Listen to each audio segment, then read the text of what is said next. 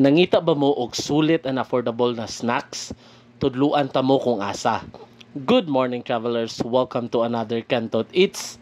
And yes, naata karon sa Fubi sa Lula Afrique Sosi Palabok na store kay naa sila bag-ong menu nag-i-introduce. Sa mga wala pa nakatuod, located ni siya sa Agura Lapasan. Duol lang gid kay ni siya sa Marketplace and SSS, mabaklay ra jud siya og kaning dalan straight sa Pure Gold. Open sila every day from 10 a.m. to 8 p.m. Last order nila is 7:30. Dali ra jud ni sila matultulan kay daplin ra jud siya sa highway. So nibalik ta din kay tungod naa sila yung mga bagong gi-introduce na snacks. Nag-trending ni sila last time tungod sa ilang Lula Afrique Susi Palabok.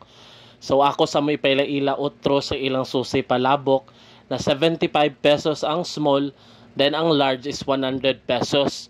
So mauni ang sulod sa ilang susi palabok. No doubt jud na affordable siya and sulit kay buyag kayog serving.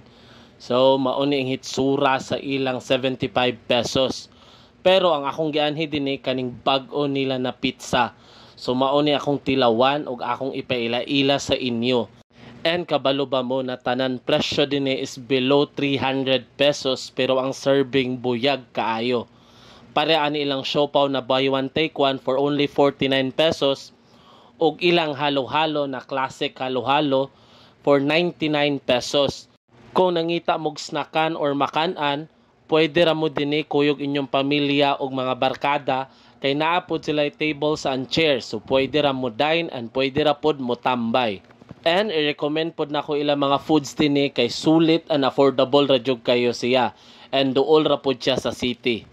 Daghan na ka mapilian kay naa na sila pizza, halo-halo, siomai, buy one take one na siopaw og ilang famous na susi palabok. Kung gigutom ka, bisita na sa Fubi store or sa Lula Afrique Susi Palabok na store dinhi sa Agura Lapasan. Hangtod sa sunod na Kantot Eats, kita kits travelers.